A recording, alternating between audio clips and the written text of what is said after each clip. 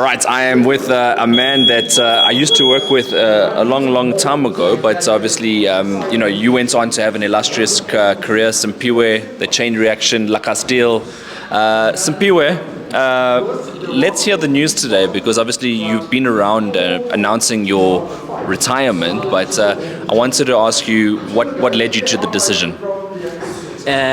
SA Boxing Talks, thanks for having me. Mr. Jones, I've been doing like interview Olympics all around Joburg now, and I'm glad to be at SA Boxing Talk, bro.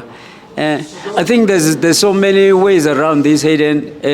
At first, my body is tired, and on the other hand, the other side of the story, I'll say if you remember my last fight, I didn't perform very well, and my body was heavy. My body was heavy. It couldn't react on anything that I was trying. Even dropping weight, I struggled. Remember, even me and my opponent, we were both overweight that time, and then we fought at catch weight. So my body wasn't responding, and then I got knocked out very bad that day. I don't want to lie. Oh, let me tell the story, bro. But that fight at first, while I was going to the ring on that fight, I had this vision in my head while I was ring walking, seeing myself falling down. Like there's this punch that keep on catching me in the ring while I'm going in the ring, but there's this punch that's catching me while I'm going. I'm not even in the ring yet, but I'm ring walking, but I'm seeing myself falling, getting dropped. Yeah, but I was trying to ignore. In fact, that vision started in the locker room, but I was ignoring it. I'm like, hell no, there's no way. And that boy that I was fighting was very average fighter, very average. I could have knocked that boy out, but my body was just not reacting. So I was seeing myself falling while I was going to the ring.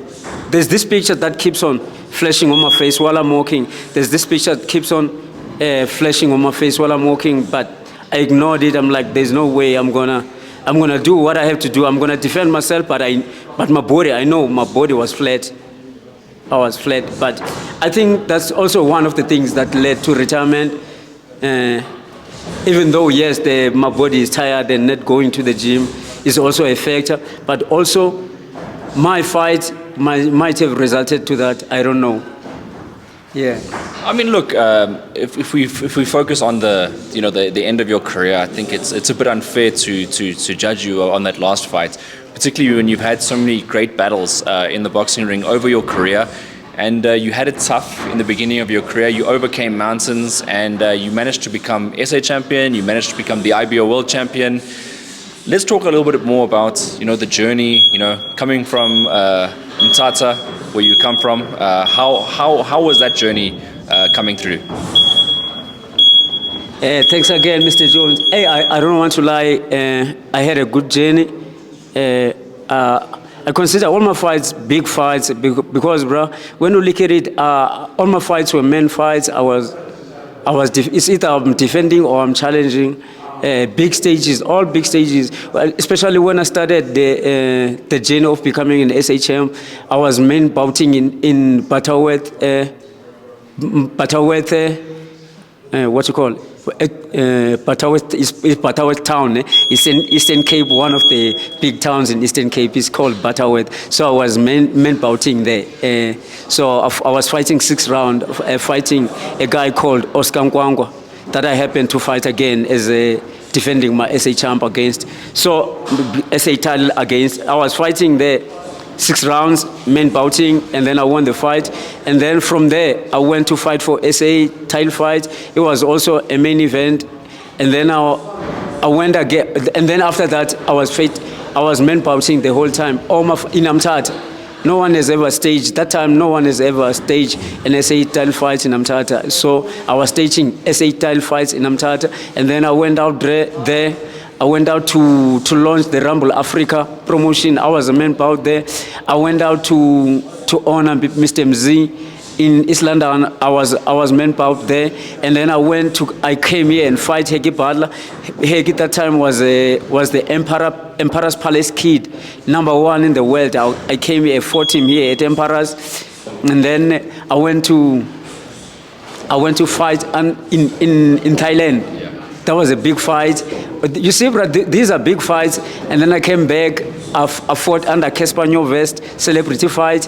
Again, I fought under Casper Nyovest, celebrity fight. So all this I don't want to lie. I have a fruitful journey, and I'm proud of it. Judging from where I come from, I don't want to lie. I had a good journey, bro. When you look at the positive side of it rather than the negative. I think if you look at Heki Butler's career, for example, and obviously he went on to become one of the greats of South African boxing, if not the greatest. He's definitely in the conversation. Your fight with him happened to be a very close fight as well. You got in very good rounds, and you ended up joining a hot box shortly after that fight as well. That memory for you of your fights against him must stack up against one of the proudest moments of your careers. The Heki fight, first of all, I wanna give Heki flowers. I feel like Heki and Muruti, bro, they never get the flowers that they deserve. Because if you look what they achieve in SA boxing, these guys, bro, they lived with us here. We trained. They most humble guys in boxing. You never heard nothing talked about them. Whereas they one of the most achieved fighters. When you look at what is happening now, what is Sive doing? Muruti and Heki done that. These guys, they have titles taken from them. In fact, Muruti vacated his title, but he came back and retained it again. Heki have titles taken from him and then went back and become a world champion again. So if these guys that are not getting flowers they supposed to, like I feel like they're not getting flowers like. Welcome Nitas, Vianney Bungu, Brian Michel, Leslo Honolo, Cassius, I'm trying to, Mzonge Fana, all this, Malcolm Klassen, like those guys, they have celebrity status like how Sive is doing now. You see, when you look at Sive now, he's shining, he's even shining on top of Muruti Heki, there's nothing talked about them, Muruti Heki. So if you can take it from there, the Nita Bungu, Michel, Lehonolo, all those guys those are celebrities. They were I consider them, they were celebrity status, but Muruti and Heki never got that status. I don't know why, even though they achieved a lot. I feel like they achieved a lot. Before I answer your question, fighting the Heki fight, that was my biggest fight of my career. I was even surprised I was landing punches on Heki, but you know when you're landing shots and then you're surprised like, oh, I didn't know these shots were going to land. That's how amazing it was, even for me. I was proud of myself. Like even some people were saying I was robbed, but. Also, while I was fighting, I thought the fight was too close, but I felt it at the end that, in fact, I ate up around 8 because I felt like Heki was outsmarting me because every round, I would win the first 1.5 minutes of the round, and then Heki would come hard on the late minute and a half of the round. The whole fight, all of that was happening the whole fight. I was winning the first minute of the round, and then Heki would come and win maybe 1.5 or 2 minutes of the round. Every round, and then round 8 I was realizing, I'm like, what is happening here, man? Oh, this guy, I notice now, what is happening here? I'm winning the early minute of the round every round, but at the end I'm ending up losing the fight, and this guy is a champion. So I think that's how I lost that fight. And then championship rounds also, and then I was tired, and he almost knocked me out, bro. He called me, I think it was round 11 or 12, if I'm not mistaken. Emperor's Palace, bro, was I don't know how to describe it, but it was like, I don't know I don't know the English word I'm looking for, but by tornado or something. Oh. Yeah, you know when you're taken by tornado, so you're in the middle of that wind. So he called me like that, round 10 or round 11 or 12. But I don't know how I survived, but because I thought the fight was too close, I could have won maybe. I was like, no, he's not dropping me. I'm going to clinch, and then we go to the scorecards. And then that's how I lost the fight. Sure. Yeah. What a great fight that was. I just remember it, and obviously you guys shared the ring, and then afterwards helped each other out immensely, because I mean, you still had some big battles after that, and I think a lot of people might forget Nkosi Nathi Joy, who was another one of the legends of the sports as well. Yourself, him, Heki, Maruti paved the way for the Pumalele Khafus and the Sivanatsi Nonchingas, which we see today are world champions. Talk to us about the Joy fights as well, and what did you think about that one? The Joy fight, at first, Joy was the guy that I never wanted to fight ever in my career. Joy in his prime, I don't want to lie, I would never touch that guy. He was the guy that I looked up to. But when I see Heki, when I saw Heki, when I saw what Heki did to Joy, I was amazed because I thought Heki was gonna be stopped. I even said, I think I had an interview. Someone called me, another paper called me, and then I had an input. I was like, nah, Heki is not gonna finish the fight. They're gonna stop Heki round 4. But I was surprised because Heki was moving so well in the ring, connecting punches, getting around Joy the whole fight. So for me, facing him, he was well prepared. And I thought I was gonna knock him out because I thought he was finished. But it turned out I ended up fighting his fight, of which I almost got knocked out because I couldn't beat him in his own style. And we had a plan going to that fight. Colin told me how to move, which punches to select, when I want to hit, and then don't get in danger. I was told all of those things, but I went there with my own mentality because I was like, now this guy is finished. I'm gonna take him out my way. But then up until then, I realized, no, I'm not gonna do this. And then Colin was speaking to some sense to me, bruh. You remember what we did in the gym? As long as you're not doing what we did, you're not going to beat this guy. And then I ended up changing the strategy, go to the strategy that we had in the gym. And then I won Joy fight clean. Yeah. Sure. Great memories, that one. And I suppose that when you take down a legend as well, it's almost like when Vicheka takes down Chris John. It's like it's almost unheard of when you see those. You watch someone on TV and then next minute you're in the ring with them. And I see that a lot with boxers, and they step up. And yourself, you stepped up. I want to go on to the lighter side of things now as well. There was a time in the gym where I was working obviously as a manager at Hotbox, and we'd do some strength and conditioning training together. Yourself, Iviwe and Gema, Sabelo and Gibiana, and we'd have some fun running around with bags. Do you remember those days when we had those times? Bruh, I remember those days very well, Hayden. Yeah, those my first days at Hotbox, bruh. I remember very well. I remember Colin and Vusi at that time. They were a big shout out to Vusi Mtolo. He's one of the guys that I love him. I love him to death. I took him as a big brother. He helped us a lot. Most of us Eastern Cape boys, I love him. Till this day, I still love him. I take him as a brother, a mentor that I worked under.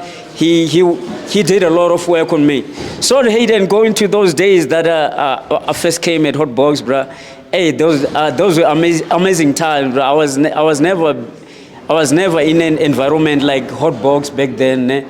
I felt like an international fighter at that time. Remember, Colin will call me in the gym, and when there's no one that time, he would train me, just me and him. And it was his first fight with me and him. So we were going to fight against this guy, Siabong, which was the most talented guy that I've ever faced also.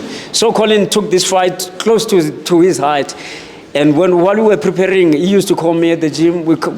I wouldn't go to the gym when the other guys are training. I would come at my own time, and then he would train me. We strategize the fight, how we're going to approach the fight and everything. But obviously, before the session, when you are around, you used to take me for my strength training. The strength training that you did, bruh, it did wonders for me. At that time, I thought you were going to be a trainer. I think you were going that path of becoming a good trainer, because remember, you prepared me for Siabong Wasio. You prepared me for Mapere, strength training, because Colin and Vusu were always leaving that time. Yes. They would prepare, and then they would leave me and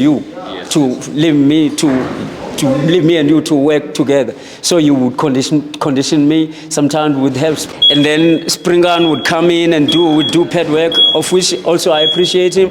The hot box was still intact that time. I loved that environment also. Yeah, those were my big brothers, Springan and Vusimtolo, and you too, bruh. The strength training that you were doing, bruh, I think you were studying back then. I don't know. I don't know what took you outside, but you left hot box and then you had to leave and do your own thing outside. That's why SA Boxing Talk. That's why SA Boxing Talk exists today. So you also done a lot, bruh. I don't want to lie. You were training me. You were training me. You were when Colin is around, you were supervising everything. So those times, bruh, I appreciate them a lot. Appreciate him a lot. Yeah. Man. We got some great results during that time as well. And Simpiwe, if you had to isolate, one moment in your career where you can say you know that was your favorite part, or maybe something that other people don't know about you that happened during your career, what would that be? Just a special moment.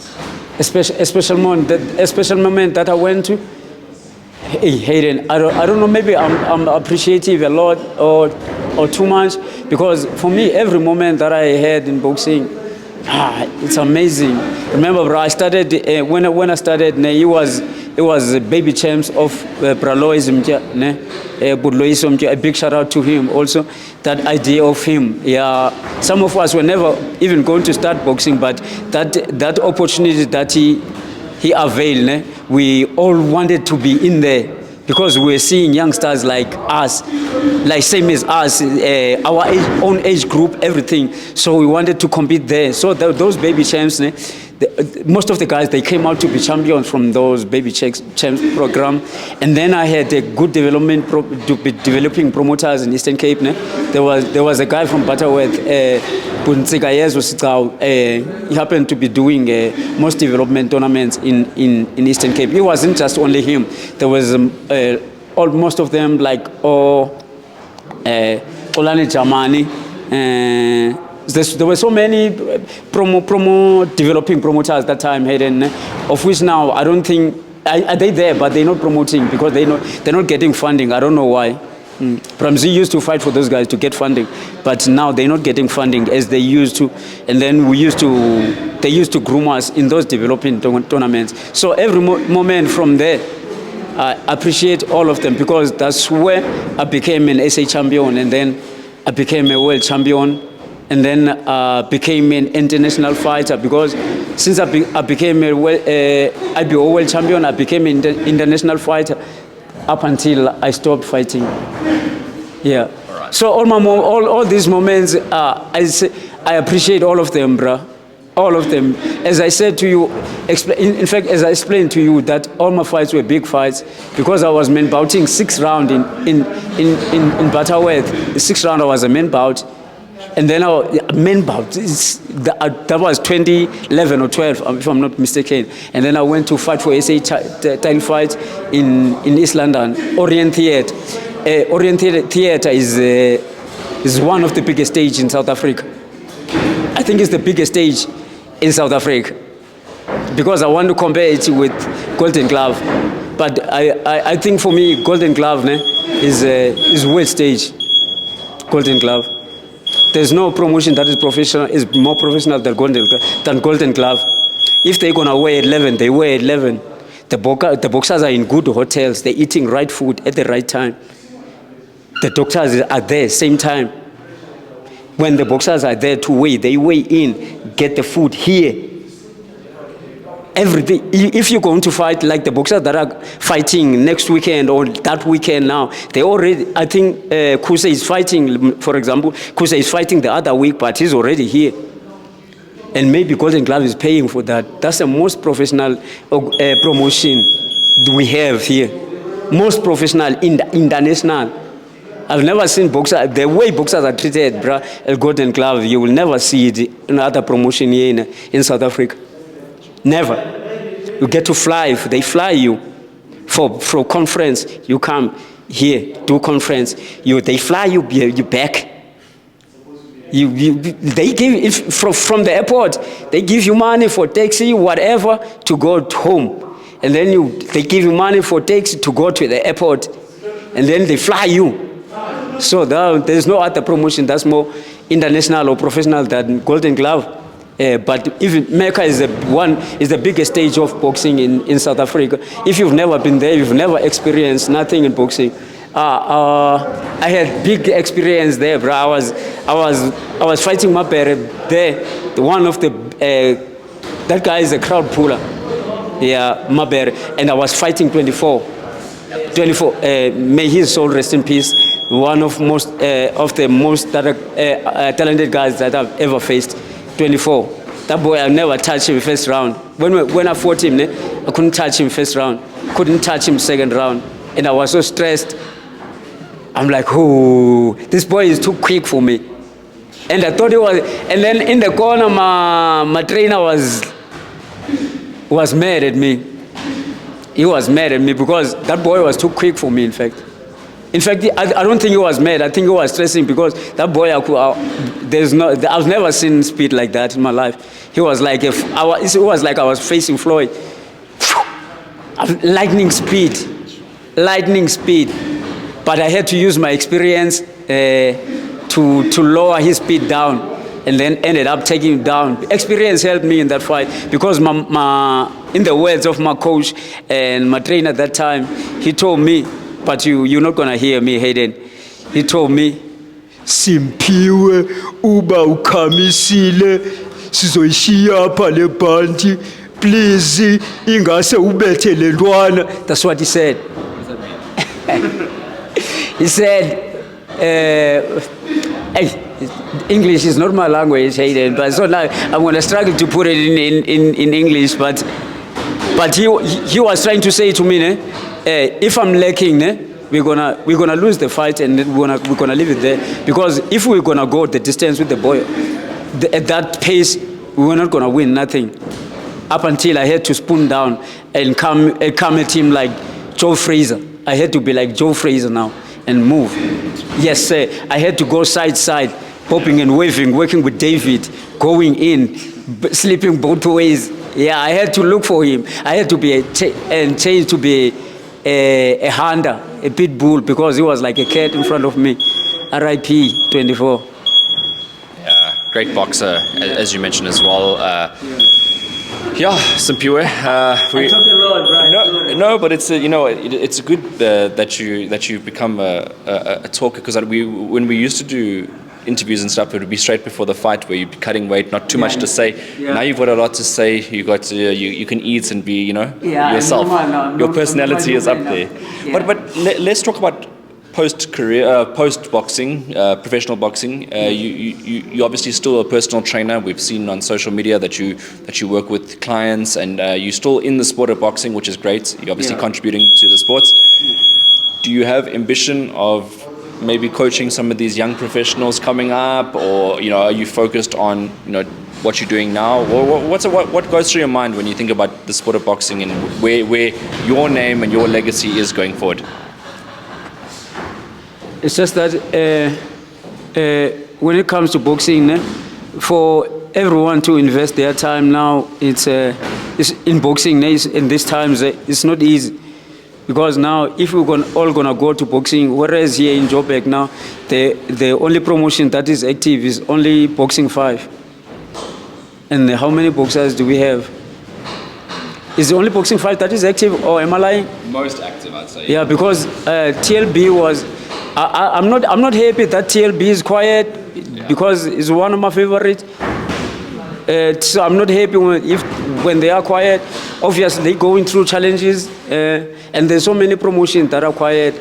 So now it's the motivation to join boxing is slim, but you can never know, because boxing will always come back. It's not a never. It's just for now. Yeah, it's not a never, but now if you see opportunities open, obviously maybe I might come. You never know. Maybe Noma Ranjani might say in future, hey, maybe he mentioned like the incident just happened now, when Civil had to leave and Shannon had to leave with the Kafu.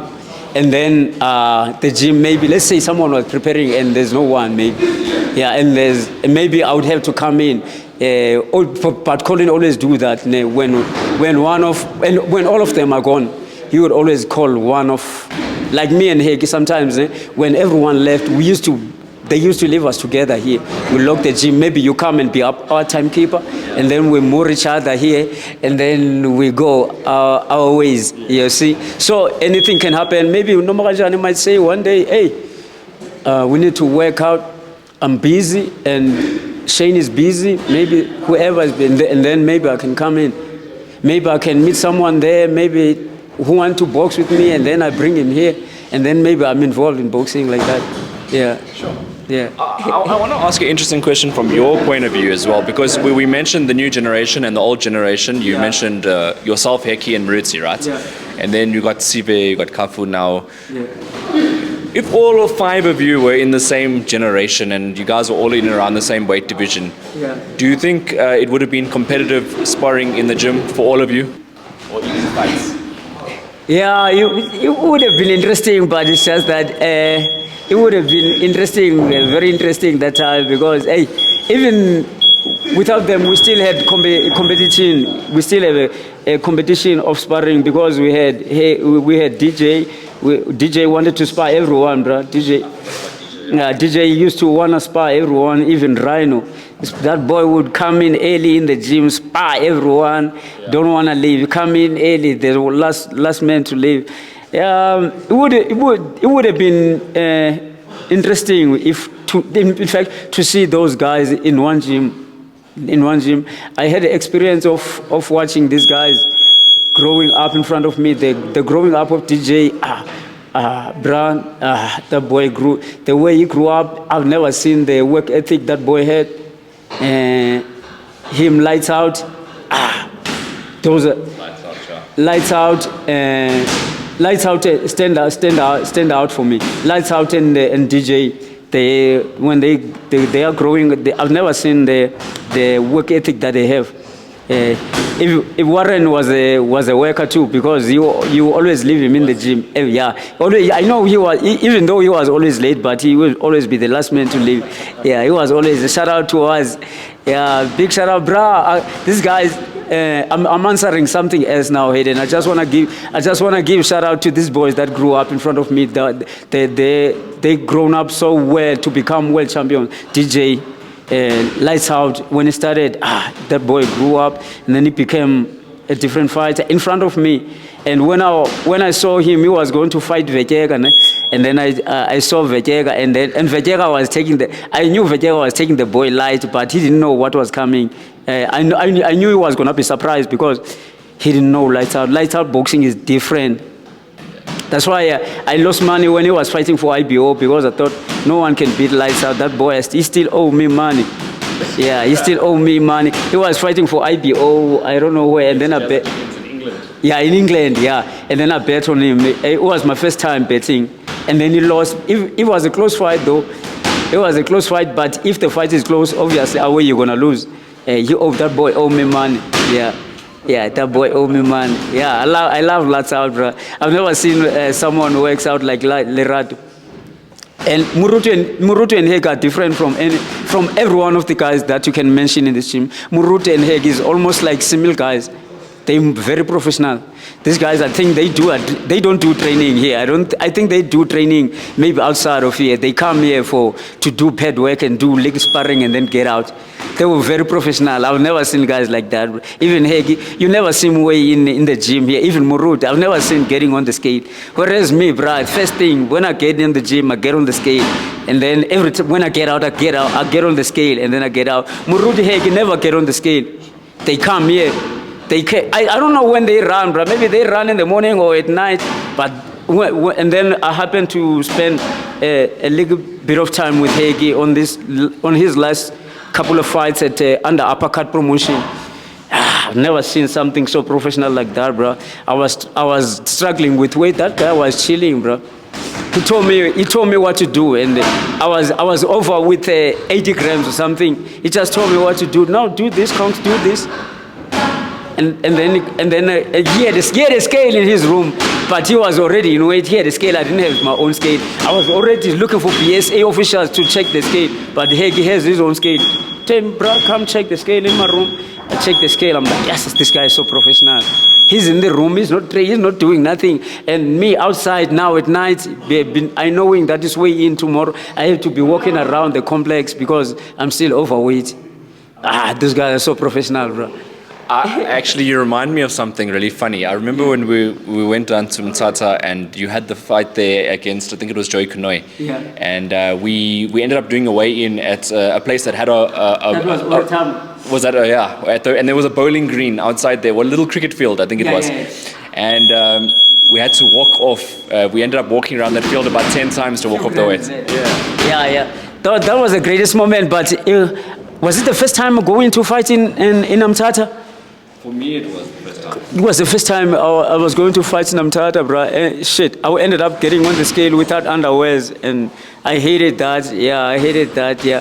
But we didn't run. We had to walk around for the weight. Nomawanchan was calm with me. I thought he was going to be mad. No, Colin is professional, bro. He's the guy you don't want to mess with when it comes to those things. Wait, you have to be disciplined. If you're not disciplined, you will never get along with him. That's what I respect about him. So I gave him much respect because I knew you don't want to cross him. He's very strict about those things. And we never have Muruti have a problem with the weight. I've never seen Hegi have a problem with the weight. So why me? I'm way below the radar from these guys, but now I'm here struggling with the weight. So the moment in our time was one of the greatest moments because we were going to stage a world title in Mthatha. Holy snap, you see? All my fights are big, bro. I'm the first guy to ever stage a world title in Mthatha. That's history. Sure, that is history. That is history. And I don't think it's been done since. It hasn't been done yet, but there's guys that are coming. Mthatha will always have champions, bro. Bangile, I thought he was going to be a champion for a very long time. Bangile Nyangan. But Shem, he was struggling with weight. Yeah. And then Siko, I thought he was going to be far by this now. There's no... Siko's boxing is different. It's out of here. What about Samkelo? Frank Sotomela. Yeah. Holy snap. A big shout out to my boy, Frank Dibui. No, that boy is a different breed. He's an animal now, bro. That boy struggled almost. He struggled a lot, bro. He started at Nick. At Damien's gym. So he struggled to get fights there because they always, in that gym, they want big fights only. So he struggled to get small fights for him. So that boy struggled up until he meet up Shannon, and then things start to open up. And you see now, I thought by the end of this year, he was going to be a champion. I like what he's doing. He deserves it. He deserves it now. Yeah, hopefully maybe early next year, Boxing 5 is going to give him a shot, and of which I think now he's a boogeyman in that division now. I think he's a boogeyman. I believe so. Yeah. No one wants to fight him. He has to force him mandatory. You see, they must give to my boy once, and this is going to be the new. So in Mthatha, we're going to have champions, but there's also Siamtanda Opelo. He's fighting soon from Mthatha. Yeah, that boy is also, he also stopped boxing for years. I didn't know we still had it in him. Now when I saw him in the ring, he's shining. Yeah. And I'm proud of him. He's going to be a champion. He's going to be a strawweight champion if he's disciplined. But now he's in a good path because Benny's under Benny's wing. So obviously top 5 is going to be giving him chances. Yeah. I think so too. I think he's the next strawweight out of all of those. So Bangile's moved up to flyweight, Siko's super fly, Frankie's fly, and then of course you got Simtanda Wapela as is your weight division. He's a strawweight for life, just like you, a strawweight for life. He's a strawweight for life. Yeah, it's up to him, but he has a height a little bit though. Yeah, he has a little bit. You always are shorter and always on weight, always underweight, even for you. When I started, I was always on weight because I was around 46, 47. Up until now, later in my career, I was struggling a little bit. Yeah. So a big shout out to these boys, man, that are growing up now. A big shout out to Kadri. I like him. He's one of the upcoming fighters. He's fighting soon too, right? Also this weekend, yeah. Although this weekend. The only thing I want from this boy, I want him to faint. I just want him to faint. Kadri can knock everyone out, but I just want him to faint. And I'll be calling for feint the whole time. That country he's going to beat everyone, but only if he feints. He's going to win everyone. No one is going to stand. That boy, I think he's also has a good development, because he's been getting fights every, I don't know how many fights this year. This is second, no? This is third. Third or second. Yeah, at least last year he had a good year though. Yeah. So, come again? He's been busy. He's been busy. Last year was busy. This year he's been low key, not that busy. Yeah. So shout out to him. So yeah, I mean, if you're looking at, especially as you know, as you go up in rounds, it's a lot harder to keep active. When you're a 4-round fighter, it's also like a little bit easier. Yeah. And I think he's at that level now where he's at between 8 and 10 rounds. But I definitely see the same thing as you see. There's definitely a big future there. Simpiwe, you've been sitting here. I know you got some work to do. After here, you got to run. I'm going to give you one last opportunity to speak to all your fans from over the years, all your friends, family, everyone that will be tuning in. Lastly, from Simpiwe Chain Reaction. Thank you, Mr. Bruce. I don't want to spend too much time too, man. I'm coming from Mthatha, bro. Mtetonzima Dumezweni made me. Is the guy who found me in the streets. Unfortunately, our journey didn't work out as I wished to, because I took him as he was like a father figure in me when he found me. I've never seen someone so passionate about something that they do.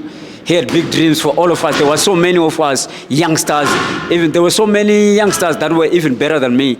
So to see a potential in the boy that was 11 years, that is seen on the streets, this is amazing. No one can just see that thing, bro. You are blessed to have that eye, and not everyone have that eye that these guys have. The guys that are finding boxers, like Chief Njeganye, it's a pity I forgot this guy who found 24, and Siyabonga Siyo. There's a trainer there, so I forgot his name. Mtetonzima, one more time from Mthatha. These guys that who find boxers, they have an eye for that thing. No one is built for that thing. You are born with that thing. So that guy seen a potential in me, and then he raised me. Unfortunately, our journey didn't went all the way we wanted, but we ended up going separate ways, because when I was with him, he couldn't get along with the developing promoters, because he had big dreams for us. He wanted to call shots, of which, when you are a boxer in South Africa, you can't call shots like you in USA or overseas. Boxers in SA, we like beggars. We don't call shots. We like beg to get fights here in South Africa. So he wanted promoters to go back him, of which he doesn't work. That's why we didn't work out. I ended up not fighting for a very long time, and then I was getting fights in 2 weeks, 3 weeks if I get a fight. So, and then I was like, oh, I'm fighting for money now, I'm taking this fight. That's why our relationship failed.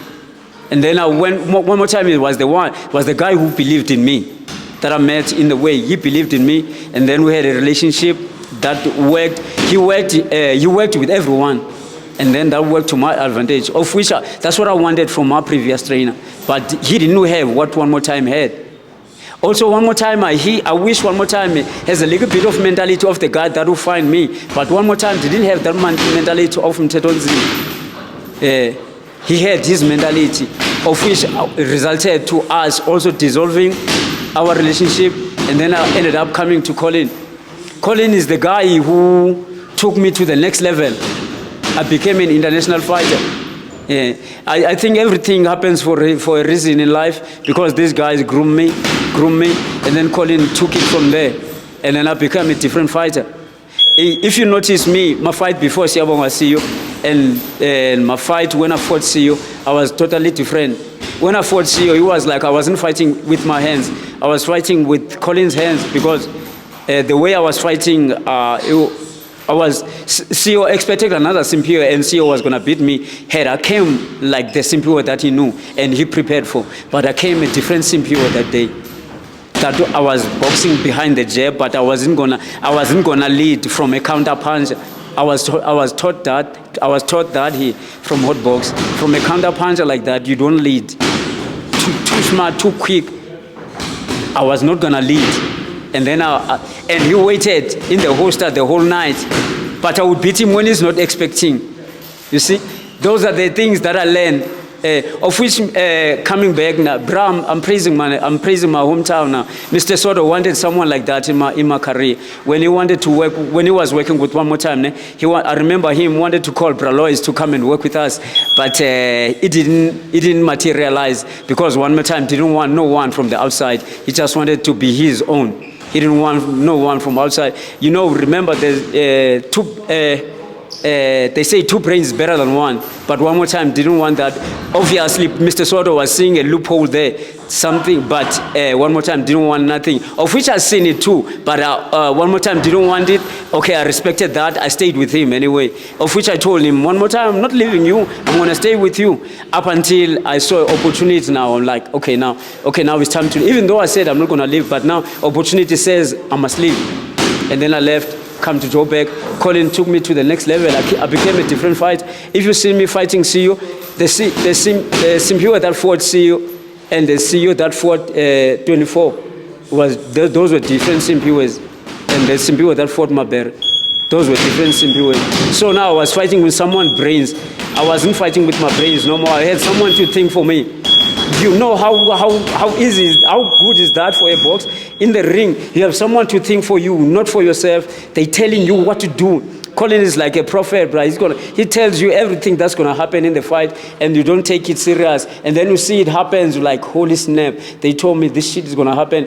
Before I got dropped in this London with the left hook, he told me, before that round, he's trying to trap you with a hook. Watch out. I was like, okay, cool. And then I went there, cool, left hook, get down. And then I went to the corner. He told me, I told him to watch that hook, please. Check, do this, do what we did in the gym. And then I went and do it, but a headbutt happened, and then the fight was called off. A big shout out to Mr. Mlogoti from Mthatha, bro. That guy, I would never be a professional without him. I'd give him a shout out 1,000 times. Even if Mteto had a guardian angel from that guy. In fact, big shout out to the helpers, because without helpers in boxing, everyone has a helper in boxing. Big shout out to all the helpers. Mr. Mlokoti was the guy who made sure that I became a professional boxer by paying for my license. Upujus Pelele was the guy that made sure that I had a good training when I became a world champion, that I have my own right to go to weigh-in, to go to training, to go to meetings, to go to everywhere, to eat, to buy clothes. Those are the guys help you along the way. Here in Joburg, a big shout out to Nomeva. That guy slept. We slept in the same bed for 2 months. Brian Westhook looked out for me. Bongane Makasela looked out for me. Sispume Zaznagile looked out for me. The list is endless. There's so many helpers out there. Terra Tetwa is a helper. Kwezi Boy is a helper who also became a manager now. Longivet Boy was a helper who also became a manager now. Tamla Tenyuvene used to be a helper, but he became a promoter, of which he's a promoter and a manager now. You see, so without all those guys that were helpers in boxing, because we don't get like sponsors like all the other codes in like hockey, rugby or whatever, and soccer. But we have helpers also, and without those helpers, we are nothing without boxing. And some of them, they happen to be managers in boxing. Some they happen to be promoters, like what Damla did. A big shout out to Damla. A big shout out to Longi Vet Boy. Big shout out to Kwezi Vet Boy. A big shout out to Terra Teto. A big shout out to Terra Teto is one of the slept on guys in South African boxing. Yeah, big. I'm just giving shout out to the helpers because we're nothing without them. Please give praise to them. Pelele Nzipho was the guy who looked out for me when I was in Mthatha, bro. That everyone knew I was a champion. I was going in fights in a Jaguar or Jeep, and buying me food, buying me clothes, because I didn't have sponsor. So he was like, but he could take care of the whole gym, but I was the main guy. He came because of me. Or Tambo, I had helpers even in the Or Tambo department. Yeah, Or Tambo department, I had helpers in there. I found people that who saw my struggle and then helped me and make sure all those fights that were there in Tata are staged. Sispet Nyati, Butembelan, Mr. Daguse, Butsipomo Queen, the former mayor back then, Mr. Miolo. So Mtata made me, bruh. I'm nothing without Tata. Tata made me. They raised me. Now I'm talking English. I never even speak English before I came in Joburg. That's why I struggle to speak English now. In Tata, you answer English questions in course, and maths you answer maths questions in course when you answer to a teacher. So speaking English is yes. You see the struggle. Message In Xhosa. to your fans and friends. Okay. 1 minute. Okay.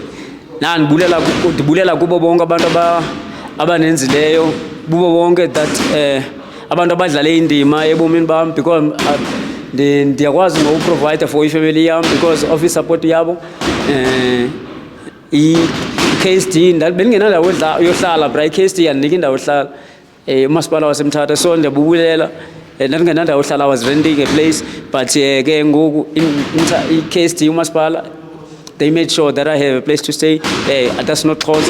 Yeah, so ndiyabulela zonke i-fans zami bra, and big shout out to all the boxing fans and all the helpers, helpers, please help more boxers. I know I'm not the only, all the boxers bra, we are helped elsewhere. Even Zolani Tete became the biggest boxer in South Africa.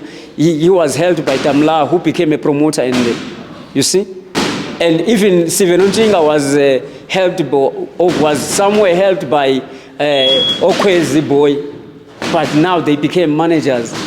You see, so helpers, they became great. These guys are great now because of helpers. Thank you, Hayden, for the opportunity. I think I thanked everyone. That's what I wanted. Thank you so much, bro. And I thank you too, Hayden. Thank you to Noma Kanjani. Big credit to Noma Kanjani, bro. Noma Kanjani made sure I became a I fought for WBC, bro. No one could have made that from the dirty streets of Nangelizo, bro. I never even dreamed of that. No, not all the fighters fight for WBC. Thank you, Hayden.